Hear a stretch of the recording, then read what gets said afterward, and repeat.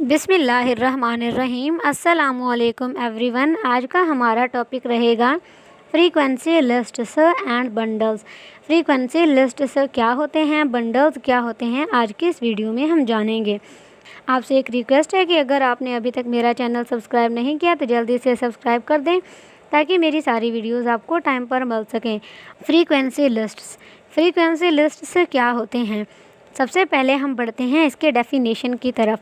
वो लिस्ट जिसके अंदर जो वर्ड्स और फ्रेजेस हैं उनको रैंक दिया जाता है कि कैसे उन्होंने एक कॉर्पस के अंदर अपीयर होना है, उसको कहते हैं फ्रीक्वेंसी लिस्ट्स। हम एग्जांपल इसकी देखेंगे जिसके अंदर लफ्ज़ the, and, I, you, he, she, it का इस्तेमाल बहुत ज़्यादा होता है। इनका इस्तेमाल इंग्लिश लैंग्वेज के अंदर बहुत ज़्यादा होता है, जिसकी वजह से ये टॉप फ्रीक्वेंसी लिस्ट के अंदर आते हैं। फिर हमारे पास डेफिनेशन आता है बंडल्स। बंडल्स यानी जिसको हम कोलोकेशंस भी कहते हैं। कोलोकेशंस की तरफ हम बढ़ते हैं तो ये होता है word combinations that frequently occur together due to natural language tendencies. इसके अंदर वो लफ्ज़ होते हैं जो कि फ्रीक्वेंटली एक दूसरे के साथ कंबाइन होते हैं, एक दूसरे के साथ जुड़ जाते हैं एक नेचुरल लैंग्वेज टेंडेंसी की वजह से, जिसको हम कोलोकेशंस और बंडल्स कहते हैं। फॉर एग्ज़ाम्पल जो दो लफ्ज़ हैं वो जब मिलते हैं तो एक नया लफ्ज़ बनाते हैं, वो हमें जो है ना एक सिंगल मीनिंग देते हैं, जैसे कि हैवी रेन, जैसे कि take a look, strong coffee, make a decision, highly unlikely. ये कॉमनली जो है ना इंग्लिश के अंदर देखे जाते हैं एज अ बंडल के तौर पर। Relationship between frequency lists and bundles, interdependence. Frequency list जो है ना वो ऑफ्टन रिवील करते हैं कि जो कंपोनेंट्स ऑफ बंडल्स हैं वो किस तरह के होते हैं। हम एग्जांपल के तौर पर देखते हैं कि हमारे पास जो हाई फ्रीक्वेंसी वर्ड्स होते हैं वो बहुत सारे बंडल्स का पार्ट हो सकते हैं जब वो उनके कॉमन यूजेज को हमें दिखाते हैं कुछ स्पेसिफिक कम्बिनेशंस के साथ। आइडेंटिफिकेशन, फ्रीक्वेंसी लिस्ट हमें हेल्प करता है कि हम आइडेंटिफाई करें वर्ड्स को जो कि फ्रीक्वेंट बंडल्स के फॉर्म में होते हैं।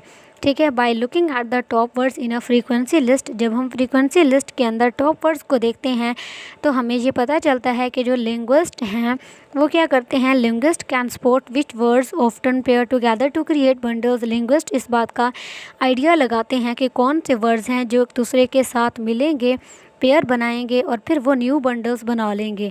Examples of frequency list. Examples क्या हैं फ्रीक्वेंसी लिस्ट के, जिसके अंदर articles, pronouns, prepositions, common verbs, high frequency noun आ जाते हैं। आर्टिकल्स जैसे कि द, आ, एन, ये बहुत ज़्यादा फ्रीक्वेंटली इस्तेमाल किए जाते हैं इंग्लिश लैंग्वेज के अंदर।